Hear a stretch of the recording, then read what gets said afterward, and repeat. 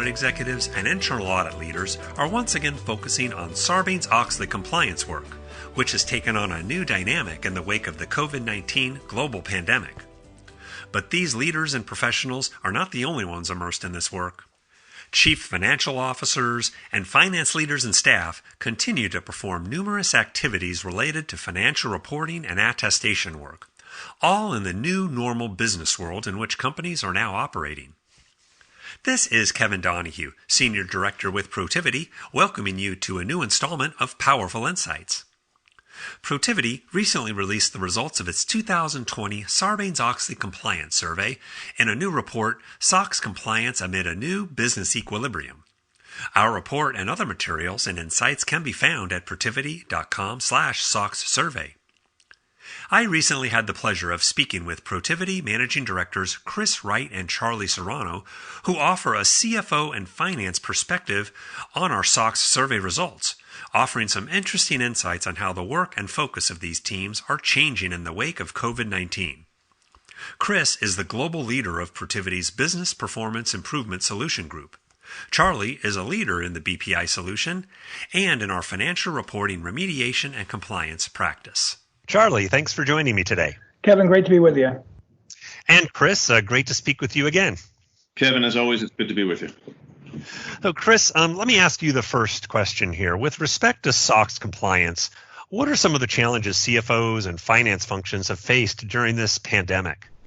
Kevin, it's a great question. And like the progress of the pandemic itself, the challenges had phases. Initially, many people and many organizations were simply unable to report to work. And then they were dispersed. And then once dispersed, they discovered that they had issues regarding workflow and approvals and understanding the flow of information and funds and IT protections and a host of other issues around their security perimeter, as well as who was doing work and how to supervise that work remotely when perhaps it was a lot more in person than they had even thought it was until they weren't together. Thanks, Chris. Charlie, I wanted to start getting into some of our survey results and ask you specifically about what we call internal SOX compliance costs. In other words, excluding external auditor fees. Over the course of our decade-long study, reported SOX costs have continued to trend higher, which is a bit of a surprise if you look back at expectations 10, 12 years ago. From a finance perspective, what are some of the factors you see that are driving SOX cost increases? Kevin, happy to help with that. What we've seen, obviously, the SOX cost, the internal rising due to many factors. We see them split into two main themes, right? Internal or organizational changes, and then external impacts, either regulatory or environmental, for the company, right? So in regards to organizational changes or impacts, what we see is mergers and acquisition activity and other organizational changes. That might just change the control suite all in, and also making sure that the controls over the M&A process itself are reviewed, analyzed, and tested. The move to digital transformation, obviously, moving from business process controls to IT controls, have increased the amount of change in the process and thus increased activity. And the movement to outsourced functions, including the evaluation of the third-party provider for whatever service is outsourced, and reviewing the internal control reports or the SOC reports produced by that entity and the robustness of that as well. In regards to external challenges, a few things here to note. First and foremost, new accounting pronouncements, which have been significant from a volume and complexity and judgmental perspective over the last several years. If you think about accounting changes in regard to revenue recognition, which affected most companies outside the financial services industry, lease accounting, which affected all companies, some to lesser regard than others, retailers most impacted, of course, and then the new credit loss provision, or CECL, which is affecting and impacting financial services companies pretty significantly. And in addition, and similar to M&A activity, you're looking at new process controls on the back end post effective date, but you're also looking for controls over the transition, which impacts activity and internal readiness as well. The other item that impacts internal readiness is just really the regulatory environment that we've seen over, frankly, the past 18 years with investor protection coming from the SEC, the PCAOB, formation of the PCAOB, and the who regulate a company's external audit firms. And we've seen that manifest itself in kind of two main areas: more detailed documentation, more testing, especially over judgmental and subjective areas, and so-called management review controls, and the sufficiency of the review and the competency of the reviewer. We see that significantly. Also, the completeness and accuracy of what's called the information provided by the entity therefore, and then the controls over that. If it's used to execute or apply a control, how do they know that the information that is coming from that report is complete and accurate? So those are key main areas just on the scrutiny of the review that affects internal readiness.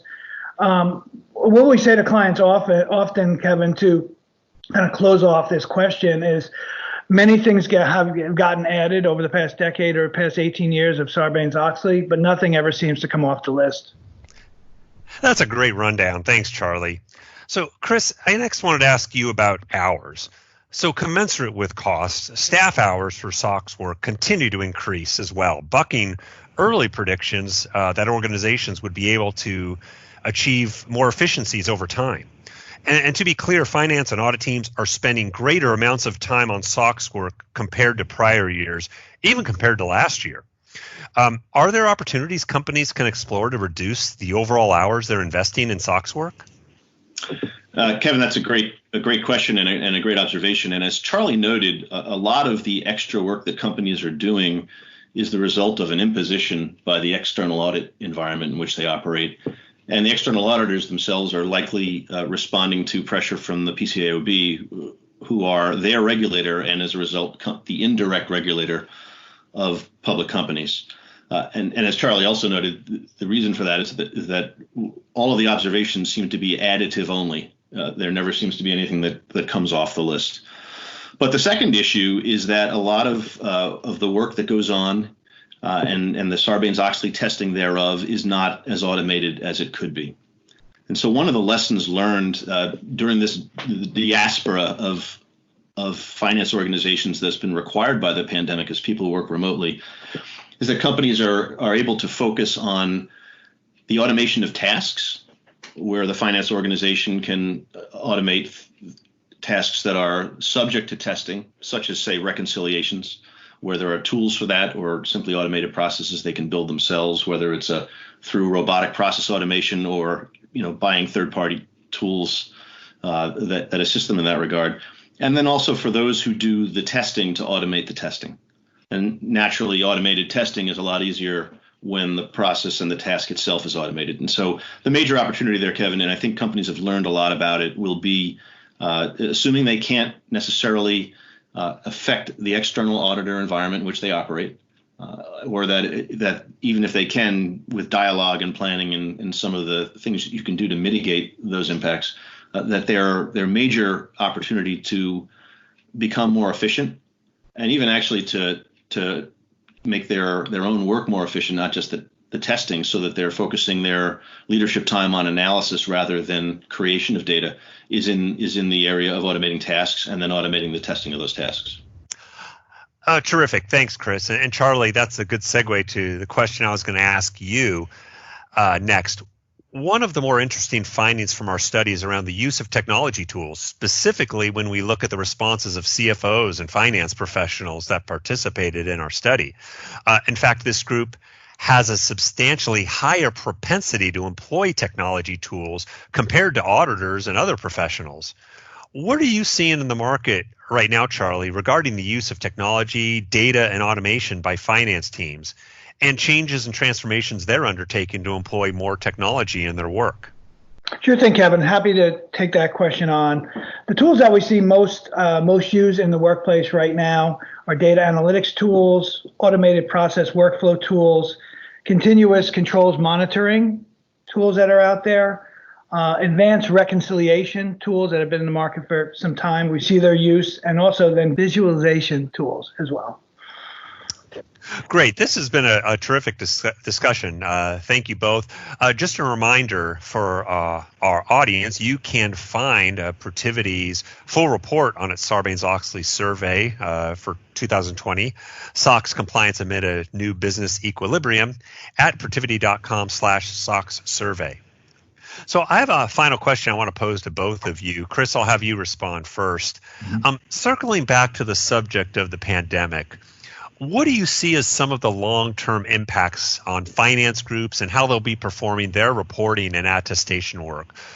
Will there be increased migration to the cloud? Will more finance teams be set up to work remotely? What changes do you see happening? Well, Kevin, the pandemic has not only been a period of crisis, it's also been a period of discovery for finance organizations. And they've discovered a lot about what works and what doesn't work in a remote environment, and perhaps what may or may not have worked as well as it should have, even when they were not remote. And so I believe you will see an increased migration to cloud or cloud-enabled services where they have proven to be helpful, and to be helpful in a way that the control environment was either maintained or enhanced.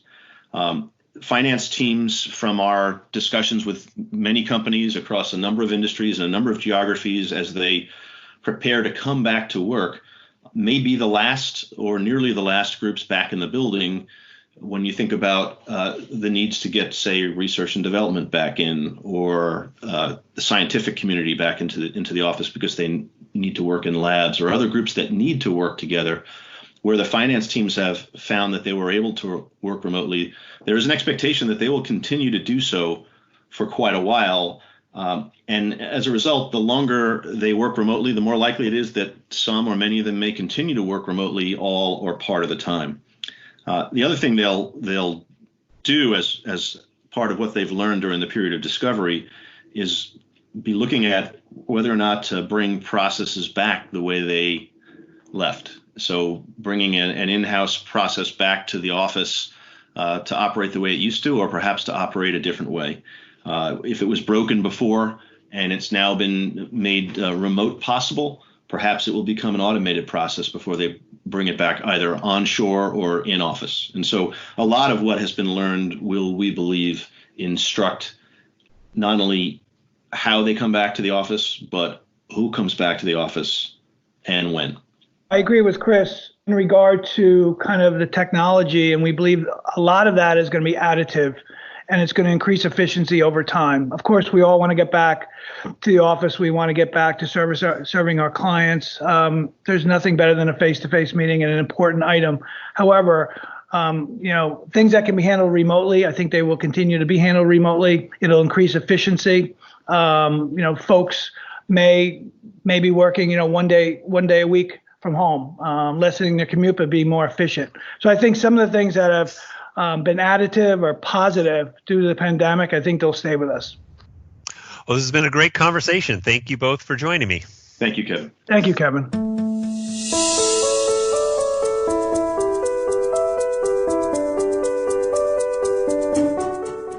Thank you for listening today. Again, you can find our SOX Compliance Survey report, SOX Compliance Amid a New Business Equilibrium, at protiviti.com/SOX survey. I also invite you to subscribe to Protiviti's Powerful Insights podcast series wherever you find your podcast content.